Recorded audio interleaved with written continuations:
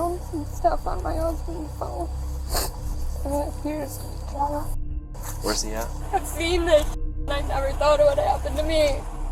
And we got 2 kids. One of them's alive. The case begins inside a home in Cedar Springs, Michigan, where deputies respond to a call from a woman who has just discovered something on her husband's phone that she can't ignore. They speak with her at the residence, where she explains, through tears, that she found images involving children on the device and immediately knew that what she was looking at was not accidental or harmless. I found some stuff on my husband's phone, and it appears to be John. Where's he at? He left because he knew. He knew? Yeah, he was acting really weird this morning about his phone. Yeah, sorry. Her my dad? dad, yeah. Okay. That's my mom and 2 kids. He was acting really weird 42, about his 44, phone, copy, stop. so I took 42, it out of his 44, pocket, stop.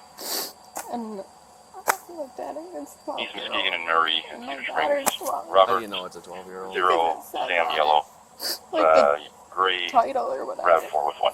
Like it, I don't know. Okay, I can't search it. That's his phone? Yeah, I can't search it. okay. Okay? I am not asking you to search it. I will search it. I'm not I will asking do that. I'm not asking you to, and I'm not making you an agent of the state, okay? I understand that's that how if I go through it, that's not going to mess up any investigation. As far as I'm not gonna ask you to No, show I me know. anything. Okay, but can I willfully? It's up to you. I'm sorry. This is not what. Has he ever been in trouble for this type of thing? Not to my knowledge. Okay. I took his computer too. Okay, I'll take both of those. Where's he at? I don't know. I don't know. Did he make any suicidal statements or? No, Nothing about like the that. last thing I said to him was, "You're going to prison." And then he left. Sorry, I have his pass. Can I show it to you? Would you like? And that's as far as I got. What is that? I, Is that a website? yeah, What is that? Is it just a picture? Or? yeah. It's like an AI thing. She tells officers she didn't confront her husband or try to rationalize it away, because once she saw the content, she felt she had only one option, which was to call the police. That call starts the Mark Labelle case, a case rooted in a decision made inside a family home before any arrest, charges, or headlines existed. I have his computer. Is that the only electronics you have access to that you're aware of? Well, we have a PlayStation 5, and then my daughter has a couple games, but I'm over here. Is that the only video that you saw? Or was there any videos, or was it just that? I haven't looked through it. Just called you guys. Do you have that open still so I can just kind of... Inside the house, deputies ask her to carefully walk them through how she found the images, where the phone was, and what specifically appeared on the screen. Run me through how this all played out today. So, I was putting our 8-month-old to bed, and we're supposed to have a cookout, and he just disappeared. And after I got him settled down, I was trying to find him, and I walked out to our driver's side door, and he, threw his phone in his pocket and was standing in here, and looked all frazzled, and I was like, what the heck? And he was like, oh, I was just talking to Eddie, which is his friend, and he was acting really weird, so he grabbed a leaf blower and started leaf blowing the grass out of the garage, and I took it out of his pocket and walked away with it, and he followed me, because I thought he was cheating, and he followed me, and he was like, give me my phone or whatever, and I was like, give me your passcode, and he was like, no, and this went on for an hour, we were just going back and forth. Were you here for any of this? No, they showed up at the last second.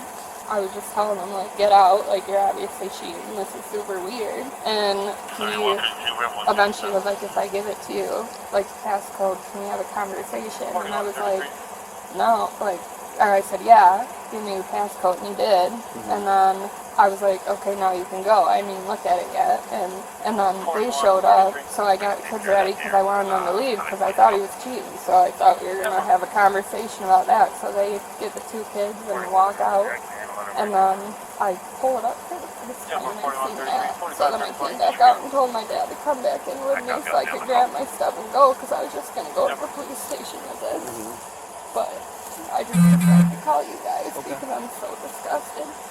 And then what happened with him? I told my mom to take kids and go because I didn't want him to be here because I was now freaking out. And my dad stayed back and we were over here. He came out, got his truck and left. Did he say anything to you about what No. you saw or anything? So when I went back in the room because I was still in pajamas because it started early, and to get dressed, and I looked around the corner in our bedroom to our master bathroom, and I said, "You're going to prison," and I just walked out. Did he say anything to you No. in response? No. What was his body language? Guilty? I mean, Okay. this is my job too. I'm an emergency nurse. I worked at DeVos for 3 years. In the ED, I have seen this shit, and I never thought it would happen to me. And we got 2 kids. One of them's 12. Like, I just kept saying, "Give me a passport, get out," and he was like, "All right, then I'll leave." And I'm like, "What is on your phone that's so bad that I would kick you out over? And he made comments about me in therapy, and What do you mean? What? What do you mean you in therapy? No, he was like, "I need therapy."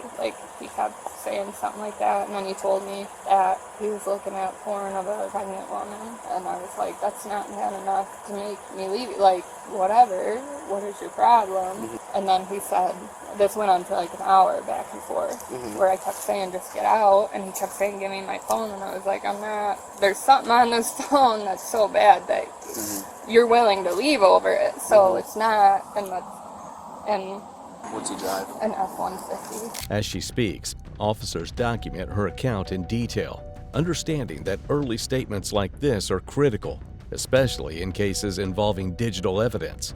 They take possession of the phone and begin the investigation, still not knowing where the strongest evidence will ultimately be found. But one of the most concerning things about the case was just about to be discovered. Are you going to go with them? Yeah, I think at least till you guys find them or do whatever. I don't know what. I've got 2 kids. Okay. I just need to know you're going to have a safe place. Yeah, obviously. Where does he work at? Cedar Springs Public Schools. He's a maintenance man there. 35-year-old Mark Labelle, who had just been accused of child pornography, works as a maintenance worker at Cedar Springs Public Schools. That definitely shouldn't be allowed to go on. On learning this, the school immediately suspended the suspect, pending further investigation. 2 days later, detectives later interview Mark Labelle, and he admits to consuming pornography and describes it as an addiction. But when asked about illegal material, he claims the images were AI generated and insists that no real children were involved.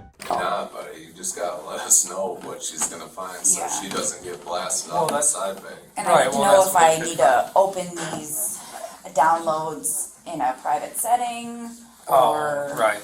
Yeah, Know what I'm saying? I don't think I ever downloaded anything. I'm sorry, I meant the phone download. Oh, right. So that would be Right. your search history, Right. everything that you Well, type into that phone. Yeah, the images that you'll find on, I don't know if it works that way or not, but so the AI generates images, and then I don't know if it works that way or not, if you'll see those, but. Yeah. She'll see exactly what was on the screen of that phone will be in the download. Right. So yeah, you'll see, it's AI, so it's not perfect, so it does a lot of weird stuff sometimes, but yeah, it'll be, just a lot of graphic images of basically that. Of what specifically? I don't know, like kids and adults. How old and, kids? Varies, probably from 10 to even, into adulthood really, because I was just doing things like, I was looking up celebrities too and whatnot. Sure, so you're just kind of Yeah, ripping I was- out new searches. Yeah, I was just doing messing it. with it. Yeah, I was literally just, it was a lot of different things that I was making it do, basically. Okay, and how often do you think you created these images? For about a week straight, pretty much every day, every night it seemed like. Like it was just, I don't know, it was something new and exciting. Investigators note the explanation without challenging it directly, then request consent to examine his electronic devices. Labelle agrees, a choice that quietly changes the direction of the case. Did you guys want to go through that garage where all his stuff is? Because if he was hiding something, We just did. Oh, Yes, ma'am. So, we didn't find anything. I know that might not feel a whole lot different than if we did. But, we went through that. I tossed that truck. I mean, you know, it's not many hiding spaces there. It's pretty clean. So, I don't at all want to dismiss your concern, yeah. but I think at this point we've done everything that we can. I appreciate you guys coming. I didn't realize, the way it was described to me, the picture found on that phone was like overhead. Like in a bed. It's hard to say. But knowing that Detective Van Ree is an expert and he deals with this sort of stuff, sort of like Sergeant Cardenas, all the time. So that's all they work.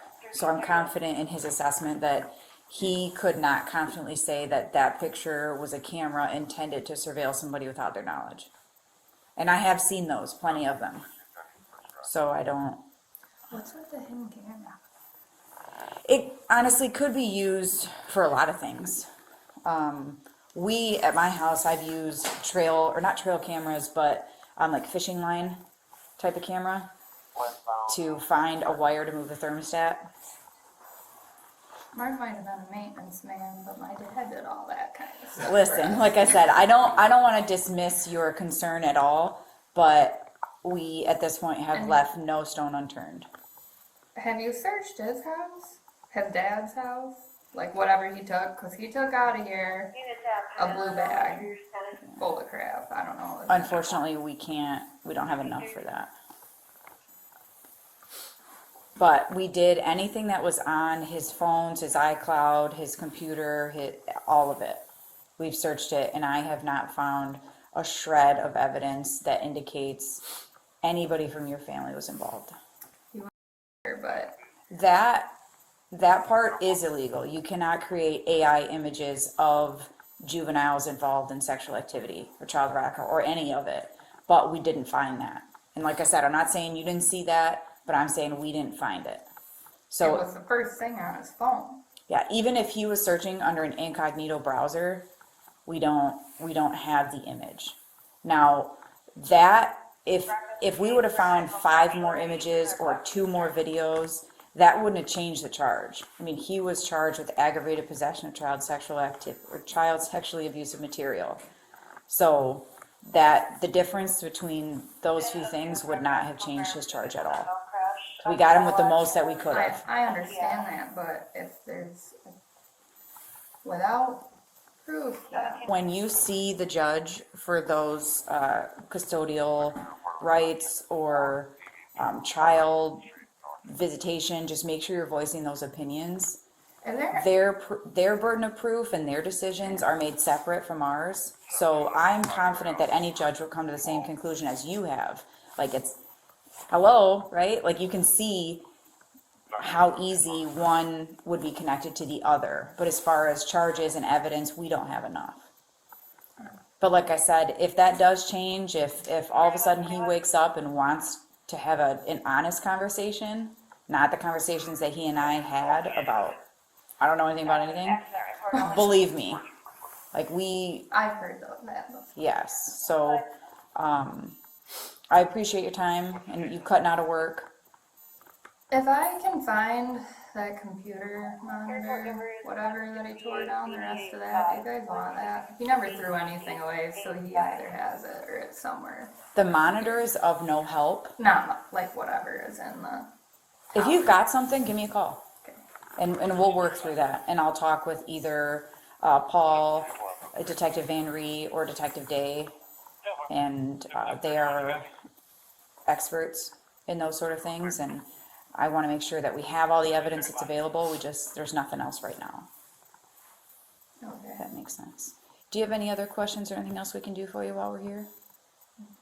I appreciate you guys coming out. When deputies follow up with Labelle's wife, they explain that the phone she reported does not contain child sexual abuse material. The update is unexpected and briefly raises questions about where the investigation will lead. But detectives are careful not to treat the absence of evidence on one device as proof of innocence. Instead, they continue forward, knowing that digital cases rarely hinge on a single piece of hardware. That decision pays off when forensic analysts examine Labelle's laptop and uncover more than 100 images of child sexual abuse material.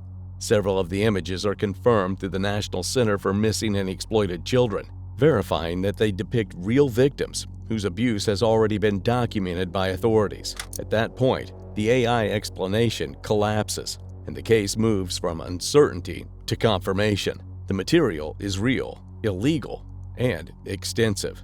By October 24th, court records show he is no longer employed at the school, and the district issues a statement emphasizing that he did not work directly with the students and that no students are believed to be involved. The message to families focuses on safety and transparency, while the investigation continues outside the school system. Detectives bring Labelle in for a second interview, where they outline what was found on his laptop and explain that the images have been confirmed as known child sexual abuse material. And I wanted to give you an opportunity to explain what was on that laptop, because like we spoke about before, I mean, this is your opportunity to bear everything. And what I told you before is I feared that, and I still have concern that what was on the laptop, either you're not accepting that that's yours, or you're trying to pawn it off on somebody else, and it's not getting to the root of your issues. Right, I'm not trying to pawn it off on it, but like I said, I don't think anybody else would have access to it, because I don't know, but, I mean, I downloaded a thing called the Fappening probably a long time ago, which had like a lot, it was like a leak, of people's, pictures or something. So I downloaded that. So there was probably a bunch of pictures of random stuff. I don't know what would be on there. I never even got a chance to go through all of them. There were so many, I didn't realize it. Other than that, I have no idea what it could be. So let's talk specifically about the child sexually abusive material that's on that laptop. I wanna know where you got it. Yeah, I don't know what to tell you there.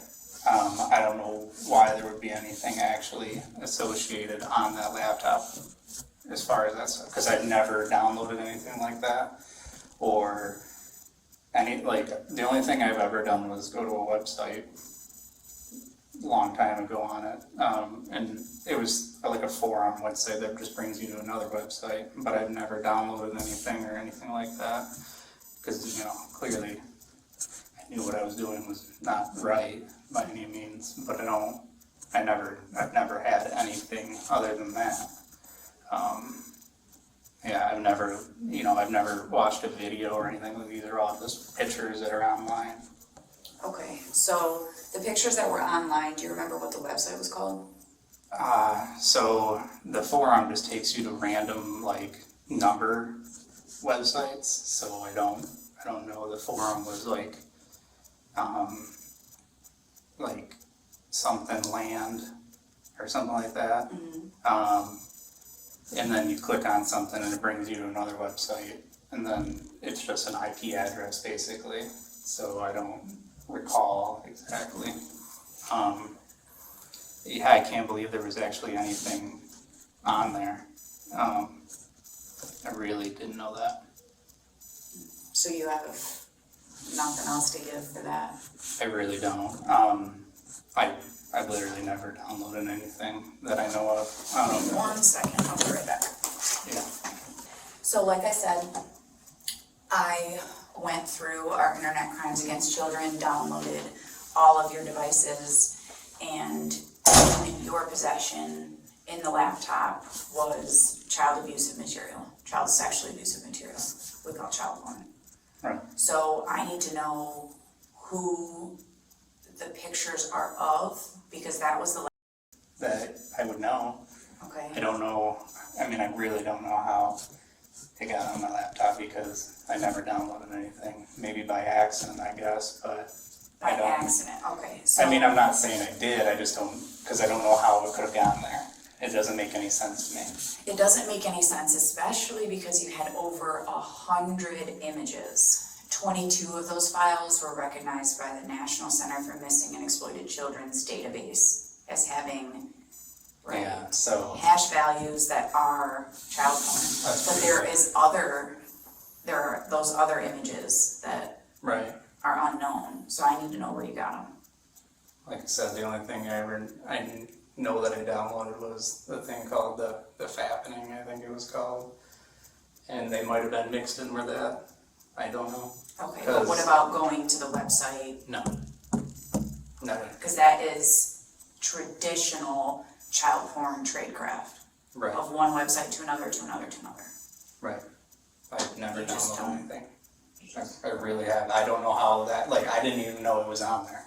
Okay, have you viewed it? Have you viewed That's- child sexually abusive material? That's what I'm saying is I don't know how it would went on there. I know I use this AI stuff. Anything else I did was, It's not AI, and it's yeah, not. well, and the laptop, like I said. I There had is used- child sexual erotica, which is different, but the material is yours. Yeah. I don't It's know. on your laptop. I have no idea. I really don't. I mean, for one, it was over 10 years ago. I wouldn't even remember if I wanted to, but But when you fled your house, when you knew the police were coming, I what wanted did you to- grab?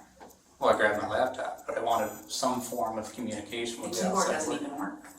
Right. Well, you're right, it doesn't. But So you can use an external What? keyboard for a laptop, what this investigation, do you have one? but yeah, of course. You can get one for $5. What this investigation is gonna outline is that your wife Mhm. found CSAM on your phone, and then we get involved. Right. And we have a conversation and you say, no, all I've made is AI images, and I Right. give you the opportunity, and we have this long conversation, the three of us, and I download the phone, and okay, there's not a lot there. Those AI images, I don't feel confident that they were intended to depict a pubescent or prepubescent child. Right. They're they're in that gray area. Well, And I it's say- AI, and it's not. Right. But you know as well as I do that producing AI child porn is illegal. Right, well, I didn't know that then, because I mean, I just didn't know, I also figured it was a gray area, because it's not real. I didn't know, I mean, clearly morally, I knew it was wrong, but, and when I started it, it was innocent, and then the AI itself decided to show me that, and that's kind of where it spiraled from. Didn't even ask for it. It's a technology that should not exist. So that's where you want to end this, is that you have no culpability of, I really don't know how it, I can't tell you how that got on my laptop, I really don't know. Alright, I don't so download stuff. at this point, you are under arrest for aggravated possession of child sexual abusive material and using a computer to commit a crime Right, with 10 years or greater, both of those being 10-year felonies. So go ahead and kick your shoes off and empty your pockets, everything onto this table, please. Labelle listens as the detective explains the severity of the situation and what will happen next. Labelle is arrested on October 29, 2024, and charged with aggravated possession of child sexually abusive material, along with using a computer to commit a crime. Bond is set at $50,000, and the case moves through the courts until February 2025, when Labelle pleads no contest to the possession charge in exchange for the computer crime charge being dropped. Sentencing is scheduled for April 25th, with Labelle facing up to 10 years in prison, a potential $50,000 fine, and lifetime sex offender registration.